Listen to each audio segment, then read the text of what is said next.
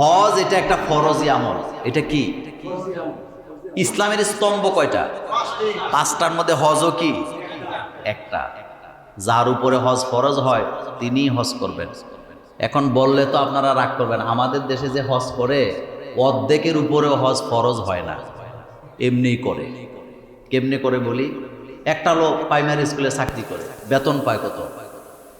তো উনি নিয়ত করছে ওই রিটায়ার্ডের টাকাটা দিয়ে কি করবে?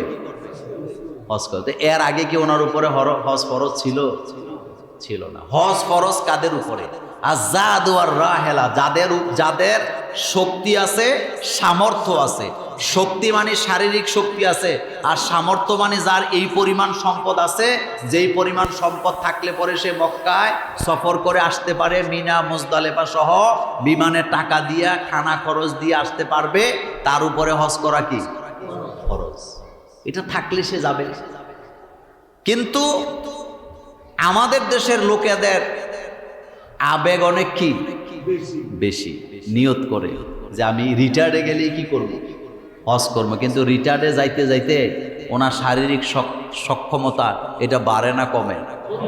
বুড়া বয়সে যায়, যে বয়সে আর নিজের নামও ঠিক মতো এয়ারপোর্টে দাঁড়ায় বলতে পারে না।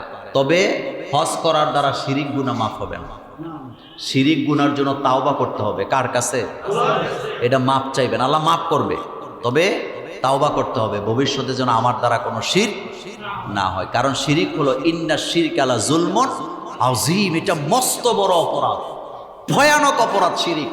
শিরিক করলে আল্লাহর আরশে আজিম রাগান্বিত হয়। রাগান্বিত। শিরিকের মানে হলো আল্লাহ সমকক্ষ কাউকে মনে করা, আল্লাহর সাথে কাউকে মিশিয়ে দেওয়া। আপনি আপনার স্ত্রীকে বিয়ে করছেন মোহরানা দিয়া, আপনি আপনার স্ত্রীর মালিক, কথা ঠিক না? তো আপনার স্ত্রী যদি আপনাকেও ভালোবাসে, আপনার জায়গায় যদি আরেকটা পুরুষকে সাইড দেয়, আপনি কি তারে রাখবেন না পিটাইবেন? তো সেম কন্ডিশন, আল্লাহ হচ্ছেন আমাদের স্বামী। স্বামীর অর্থ কি? মালিকানা। স্বামী মানে কি? তো আল্লাহ আমাদের কি? স্বামী। বলেন আল্লাহ আমাদের কি? তো আল্লাহ যদি স্বামী হয়, আপনি যদি আল্লাহর সাথে শরীক করেন, আল্লাহ কি আপনার প্রতি খুশি থাকবে? না। এটা মস্ত বড় অপরাধ, শিরিক গুনাহ করা যাবে না।